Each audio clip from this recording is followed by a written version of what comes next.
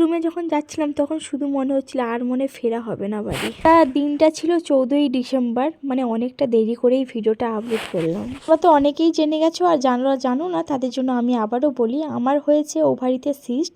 সেটা এখন আমার সার্জারি হবে না, এটা হবে মাইক্রো সার্জারি, আর যেটার জন্য আমি পুরোপুরি প্রস্তুত। আচ্ছা, অপারেশনের কথা পরে বলছি, তার আগে দেখো আমি এতটাই নির্লজ্জ ঘোর, হাতে আমার চ্যানেল করা আছে আর আমি এখনো রূপচর্চা করছি। মানে ভাবতে পারছো আমার মধ্যে কতটা এনার্জি আছে। তোমরা আমাকে যাই বলো, আমি কিন্তু অনেকটাই স্ট্রং, মানে আমার সহ্য করার ক্ষমতা খুবই ভালো।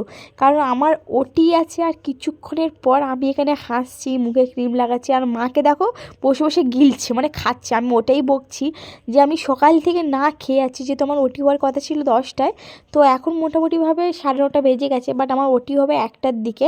আমি আগে থেকেই তোমাদের বলে দিচ্ছি, কারণ আমার সঙ্গে এটা হয়ে গেছে, কারণ আমি এটা ফেব্রুয়ারিতে আপলোড করছি আর ডিসেম্বরে হয়ে গেছে অলরেডি। আমার 1.5 মাস হয়ে গেল অপারেশন, আমি এখন আপলোড করছি। মানে হ্যাঁ, আমি বেঁচে আছি আর সুস্থ আছি, আর তোমাদের আশীর্বাদে আমি এরকম সুস্থ যেন থাকি।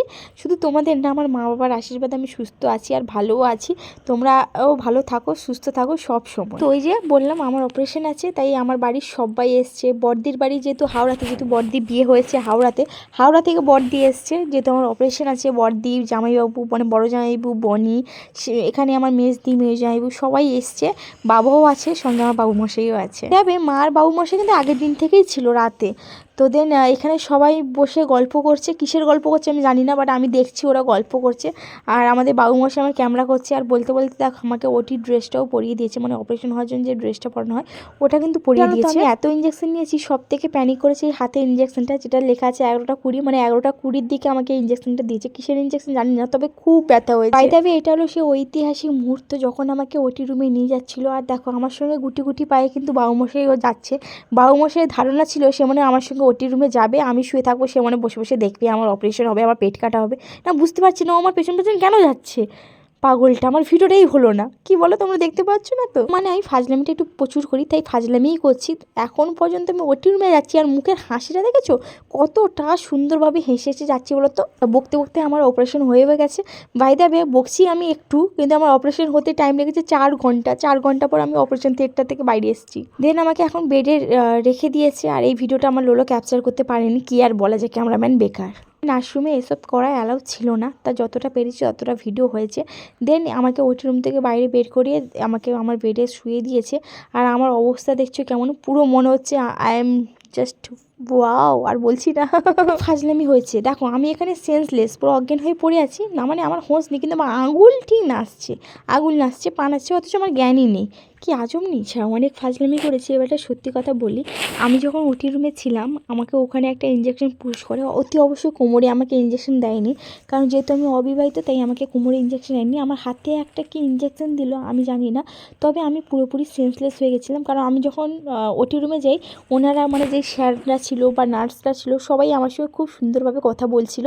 কথা বলতে বলতে হঠাৎ আমার হাতে একটা স্যার ইঞ্জেকশন পুশ করে, দেন তখন আমার পুরোপুরি জ্ঞান হারিয়ে যায় না কি হারিয়ে যায় আমি জানি না, বাট আমার আর কিছু মনে নেই। দেন যখন আমার হোশ আসে, ওটি রুমেই তখন ছিলাম, যখন আমার জ্ঞান আসে তখন একটা বিভিন্ন মানে একটা অন্যরকম অনুভূতি, যেটা তোমাদের সঙ্গে আমি শেয়ার করতে পারছি না, মানে আমি বলতেও পারছি না, সে এক অন্যরকম অনুভূতি হচ্ছিল। আমার চোখ বন্ধ ছিল, কেমন আওয়াজ, মেশিনের আওয়াজ, কেমন একটা আওয়াজ হচ্ছিল, আর গোটা শরীর কেমন হচ্ছিল আমার, তোমাদের কি বলবো।